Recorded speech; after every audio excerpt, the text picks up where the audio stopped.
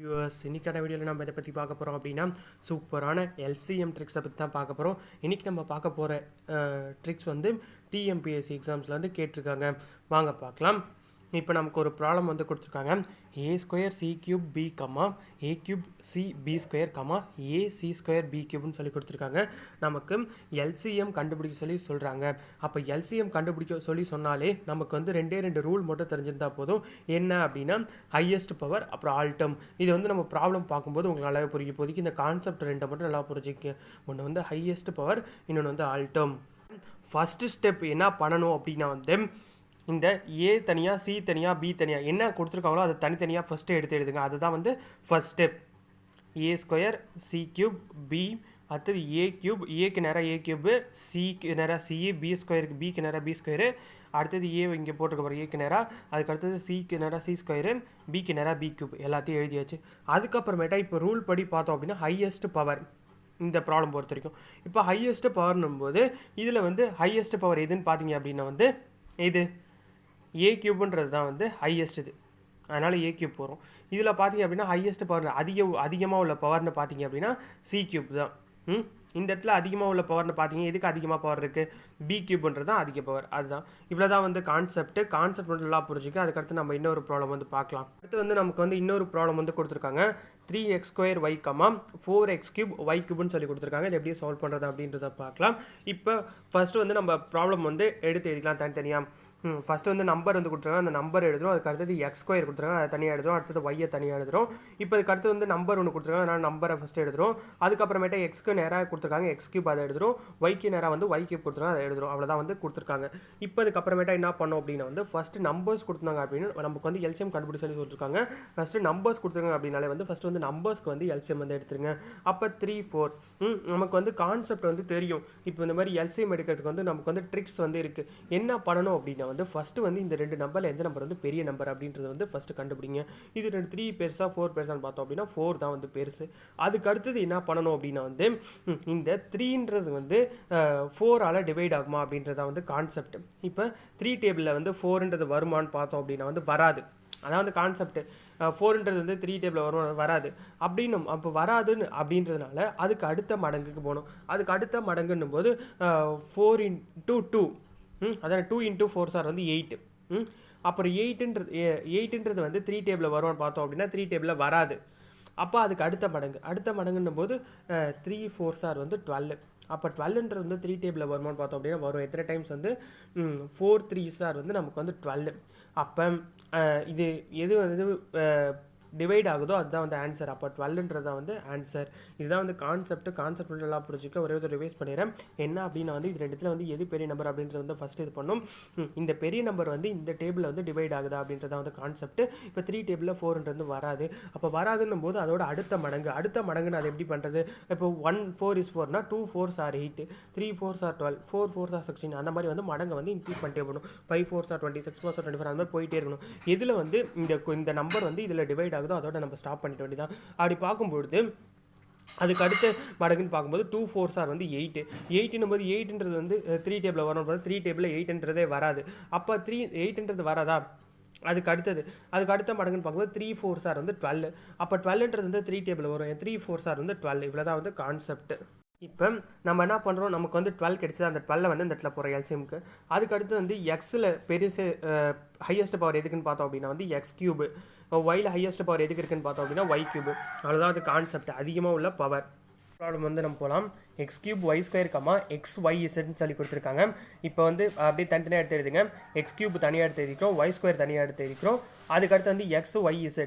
அப்போ எக்ஸ்க்கு நேராக எக்ஸாக போகிறோம், ஒய்க்கு நேராக ஒய்க்கு போகிறோம். தனியாக இன்னொரு டேர்ம் வந்து கொடுத்துருக்காங்க, அது இசட்டு அப்படியே போட்டாச்சு. இப்போ அதை வந்து தனியாக எழுதியாச்சு. இப்போ அதுக்கு அடுத்து வந்து நம்ம என்ன பண்ணுறோம் அப்படின்னா வந்து இப்போ வந்து எக்ஸ்லேயே வந்து ஹையஸ்ட் பவர் உள்ளது எதுக்குன்னு பார்த்தோம் அப்படின்னா வந்து x³. அடுத்தது ஒய்லே ஹையஸ்ட் பவர் உள்ளதுன்னு பார்க்கும்போது y². அதுக்கு அடுத்து வந்து இந்த இடத்துல ஒரே ஒரு இடத்துல மட்டும்தான் வந்து z வந்து கொடுத்துருக்காங்க. அப்போ ஒரு இடத்துல இப்போ எல்சிஎம் பொறுத்த வரைக்கும் ஒரு இடத்துல கொடுத்துருந்தாலும் அந்த நம்பரை வந்து நம்ம எடுத்து எழுதணும். அதான் வந்து கான்செப்ட். அப்போ ஒரு இடத்துல அந்த வேரியபிள் கொடுத்தா அந்த வேரியபிள் எடுத்து எழுதணும். அதனால் வந்து z எடுத்து எழுதுறோம். இப்போ எல்சிஎம் பொறுத்த வரைக்கும் நீங்கள் என்ன பண்ணணும் அப்படின்னா வந்து ஒரே ஒரு டேர்ம் கூட வந்து நமக்கு வந்து மிஸ் ஆகக்கூடாது. அதான் வந்து கான்செப்ட். ஒரே ஒரு சின்ன ஒரு வேரியபிள் கூட வந்து மிஸ் ஆகக்கூடாது. அது எல்லாத்தையுமே வந்து எடுத்து எழுதணும். அதுதான் வந்து வந்து எல்சிஎம், அதான் வந்து லாஸ்ட்டில் நம்ம கொடுத்தோம். லாஸ்ட் என்ன கொடுத்தாங்க, ஆல் டேர்ம்ஸ்னு சொல்லி கொடுத்தாங்க பார்த்தீங்களா. அதை எல்லாத்தையுமே எடுத்து எழுதணும், ஒரு டேர்ம் கூட மிஸ் ஆகக்கூடாது அப்படின்ற கான்செப்டை கூட நல்லா புரிஞ்சுக்கிங்க. இப்போ இதுதான் வந்து இதுக்கு answer, X cube Y square Z. நம்ம இன்னொரு ப்ராப்ளம் வந்து பார்க்கலாம். A square BC comma AB square C square comma AB ஸ்கொயர்னு சொல்லி கொடுத்துருக்காங்க. இதுவும் அதே சேம் கான்செப்ட் படி நம்ம எடுக்கலாம். இப்போ ஏ ஸ்கொயர் பிசி தனியாக எடுத்து எழுதிட்டேன். அதுக்கடுத்து வந்து ஏக்கு நேராக ஏ எழுதுறேன், பி ஸ்கொயருக்கு நேராக பி எழுதுறேன், சி ஸ்கொயர் நேராக சி எழுதுறேன். அதுக்கடுத்து வந்து ஏக்கு நேராக ஏ எழுதுறேன், பிக்கு நேராக பி ஸ்கொயர் எழுதுறேன், சி வந்து கொடுக்கல. இப்போ இவ்வளோ தான் வந்து கொடுத்துருக்காங்க. இப்போ இதை பொறுத்து வந்து நம்ம எல்சிஎம் வந்து எடுப்போம். இப்படி எடுத்தோம் அப்படின்னா இதில் ஹையஸ்ட் பவர் எதுக்கு இருக்குன்னு பார்த்தோம் அப்படின்னா ஏ ஸ்கொயர் தான் ஹையஸ்ட் பவர் இருக்குது, அதனால் அதை அப்படியே போட்டாச்சு. அடுத்தது பியில் எதுக்கு ஹையஸ்ட் பவர் இருக்குன்னு பார்த்தோம் அப்படின்னா P square. P highest power என்ன அப்படின்னா வந்து அதிகமாக உள்ள பவர், அதான் கான்செப்ட். இப்போ 1 அதிகமாக 2 அதிகம்னு பார்த்தோம் அப்படின்னா 2 தான் அதிகம், அதனால் தான் வந்து பி ஸ்கொயர் போட்டுரும். இதுதான் வந்து கான்செப்ட். இப்போ இதில் எடுத்துட்டீங்க அப்படின்னா வந்து சி ஸ்கொயர் இந்த இடத்துல வந்து கொடுக்கல. அப்போ ஒரு இடத்துல கொடுக்கலனாலும் அதெல்லாம் ஒன்றும் பிரச்சனை கிடையாது இதை பொறுத்த வரைக்கும். இப்போ 2 இடத்துல வந்து கொடுத்துருக்காங்க. போன ப்ராப்ளம் வந்து ஒரே ஒரு இடத்துல கொடுத்தாங்க, அதனால் அப்படியே எடுத்து போட்டாச்சு. இப்போ வந்து 2 இடத்துல வந்து கொடுத்துருக்காங்க. அப்போ 2 இடத்துல கொடுத்துருக்காங்க போது 2 இடத்துல வந்து எது வந்து பெருசு அப்படின்றது வந்து நம்ம இது பண்ணணும். இப்போ 2 இடத்துல எது பெருசுன்னு பார்த்தோம் அப்படின்னா சி ஸ்கொயர் தான் பெருசு, அதனால் வந்து சி ஸ்கொயர் போகிறோம். எல்சிஎம்மை பொறுத்த வரைக்கும் ஒரு டேர்ம் கூட மிஸ் ஆகக்கூடாது, அந்த கான்செப்ட் எல்லாம் புரிஞ்சுக்க. ஒரே ஒரு இடத்துல கொடுத்தா அந்த ஒரே ஒரு இடத்துல கொடுத்தது மட்டும் எடுத்து போட்டுருங்க. சப்போஸ் 2 இடத்துல கொடுத்தாங்க அப்படின்னா வந்து கம்பேர் பண்ணுங்கள் எது பெருசாக இருக்குது அப்படின்றது. அப்போ எது பெருசாக இருக்கோ அதை எடுத்து போடுங்க. இவ்வளோ தான் வந்து கான்செப்ட். இன்னும் ஒரே ஒரு ப்ராப்ளம் மட்டும் பார்த்துலாம். a⁴ b square c square d square comma b⁴ c square comma a cube b⁴ c கியூப்னு சொல்லி கொடுத்துருக்காங்க. இது எப்படி சால்வ் பண்ணுறது அப்படின்றத பார்க்கலாம். ஃபஸ்ட்டு வந்து கொடுத்துருக்கிறது வந்து எடுத்து எழுதிடலாம். a⁴ b square c square d square அப்படியே எடுத்து எழுதிட்டு அதுக்கு அடுத்தது என்ன பண்ணுறேன் அப்படின்னா வந்து b⁴ c ஸ்கொயர் மட்டும் தான் கொடுத்துருக்காங்க. அப்போ பிக்கு நேராக b⁴ சிக்கு நேராக c ஸ்கொயர் எடுத்து எடுத்துட்டேன். அதுக்கு அடுத்து வந்து அடுத்த கொடுத்துருக்கிறத எடுத்து எழுதுறேன். a கியூப் ஏக்கு நேராக, அடுத்தது பிக்கு நேராக b⁴ சிக்கு நேராக c ஸ்கொயர் d வந்து கொடுக்கல. இப்போ அதுக்கு அடுத்தது வந்து நம்ம இப்போ அடுத்த ஸ்டெப் என்ன பண்ணோம் அப்படின்னா வந்து ஹையஸ்ட் பவர் எடுத்து எழுத வேண்டியதான். இப்போ இந்த இடத்துல பார்க்கும்போது ஏன்றது எத்தனை இடத்துல கொடுத்துருக்காங்க அப்படின்னா வந்து 2 இடத்துல கொடுத்துருக்காங்க. அப்போ வந்து இந்த கான்செப்ட் படி 2 இடத்துல கொடுத்துருக்காங்க அப்படின்போது நம்ம என்ன பண்ணணும் அப்படின்னா வந்து இந்த 2 இடத்த வந்து கம்பேர் பண்ணணும். அப்போ இது 2 இடத்துல வந்து எது வந்து பெருசு அப்படின்றத கம்பேர் பண்ணும்போது எது ஹையஸ்ட் பவர் உள்ளது, a⁴ தானே, அதுதான் போகிறோம். 3 பெருசா 4 பெருசா தான் 4 தானே பெருசா, அதுதான் கான்செப்ட். இப்போ இந்த இடத்துல பார்த்தீங்க அப்படின்னா வந்து எல்லா இடத்துலையுமே வந்து பீன்றது கொடுத்துருந்தாங்க. அப்போ பீன்றது எல்லா இடத்தையும் கொடுத்தாங்கன்னா பியில் வந்து எது பெருசுன்னு பார்த்தோம் அப்படின்னா b⁴ அதை போட்டாச்சு. இப்போ இது சியில் வந்து எது பெருசுன்னு பார்த்தோம் அப்படின்னா ஹையஸ்ட் பவர், எது ஹையஸ்ட் பவர்னு பார்த்தா சி கியூப். இப்போ டின்றது வந்து ஒரே ஒரு இடத்துல மட்டும் தான் கொடுத்துருக்காங்க. அப்போ ஒரு இடத்துல கொடுத்திருந்தாலும் வந்து நம்ம எடுத்து எழுதணும், அதை டி ஸ்கொயர் அப்படியே எடுத்து போட்டாச்சு. இன்னொரு இடத்துல கொடுத்தாங்க அப்படின்னா கம்பேர் பண்ணணும், 2 இடத்துல எது பெருசு அப்படின்றது. ஒரே ஒரு இடத்துல கொடுத்தனால அதை அப்படியே எடுத்து போட்டாச்சு. இதுதான் வந்து கான்செப்ட் நல்லா புரிஞ்சிருக்கும்னு நினைக்கிறேன். நீங்கள் 2 மட்டும்தான் புரிஞ்சுக்கணும். என்ன அப்படின்னா ஒன்று வந்து ஹையஸ்ட் பவர், அதை புரிஞ்சுக்கணும். ஹையஸ்ட் பவர் அப்படின்னா வந்து எது வந்து அதிக பவர் உள்ளது, எதுக்கு அதிக பவர் உள்ளது அப்படின்னா வந்து இப்போ இந்த இடத்த எடுத்துட்டீங்க அப்படின்னா 2 பெருசா 4 பெருசா 5 பெருசான்னு பார்க்கும்போது 5 தான் நம்பர் தான் பெருசு. அப்போ 5 போடணும், b⁴ இதுதான் வந்து பெருசா அப்படின்றதுக்கு ஹையஸ்ட் பவர். அதுக்கடுத்து வந்து ஆல் டேர்ம்ஸ் அப்படின்னா வந்து எல்லா இப்போ ஒரு சின்ன இப்போ டி ஸ்கொயர்னு ஒன்று கொடுத்தாங்க, அந்த டி ஸ்கொயர் எடுத்து போடல, அதுதான் வந்து ஆல் டேர்ம்ஸ்.